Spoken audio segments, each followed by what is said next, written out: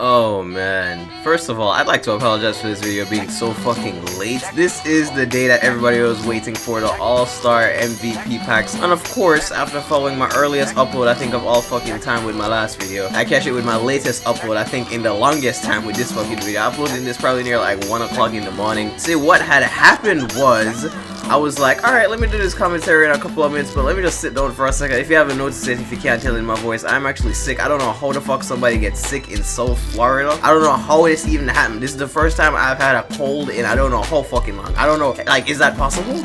That's like, I moved from New York and I come to Florida and I get sick. That's like in Friday. It was like, how the fuck you get fired on your day off? How the fuck you get sick in Florida? But yeah, long story short, I was just feeling lazy because I was sick, and then I laid down and fell asleep for like 3 hours right in the middle of the Rising Stars challenge. So yeah, this shit happens, sorry.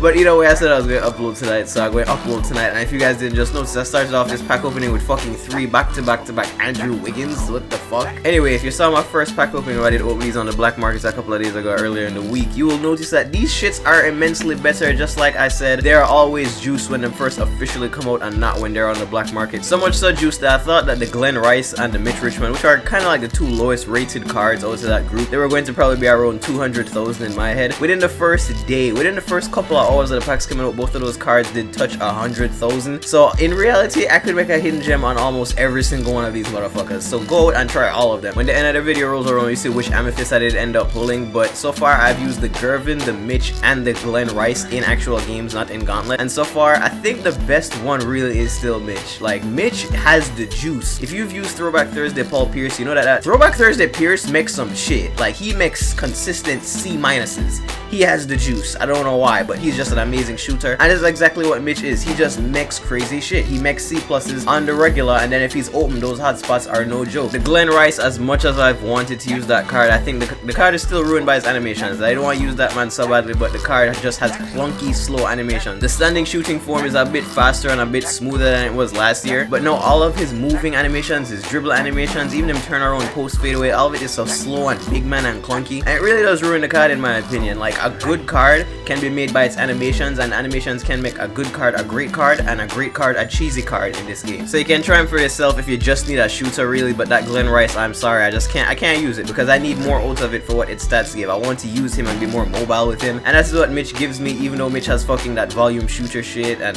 yeah, anyway though, the Gervin, I think the Gervin is actually a pretty fun card to use. It reminds me of the Onyx Gervin from last year. That Gervin is literally god from anywhere inside of the 3-point line, and in transition he's a finishing fucking menace. Basically what I did do in my Onyx Gervin video, that shit came back to life with this Gervin card. I think if you give him a 3-point shoot, that makes him pretty usable anywhere, because that 81 3-pointer since the last update, since they touched up shooting, 81 3-pointer is a pretty fair rating, and it's going more often than not. The Chris Paul, I want to assume I'm still going to have the little man syndrome, even though that his stats are really good. And the Rick Barry, I do not know of. I haven't used him yet. I haven't seen anybody use him. I don't even know what him animations look like, and I think that is what will make that card in my opinion. And as for all of the diamonds, none of them are really attainable for me at this point. I mean, I kind of want to use the Wade. The Westbrook would be fun, but as of right now, I do not have the MT for that shit, and I'm fine with it. I just really wanted Mitch so I could jump right back into Road to the Playoffs, and would you look at that, it just purple rained in this bitch.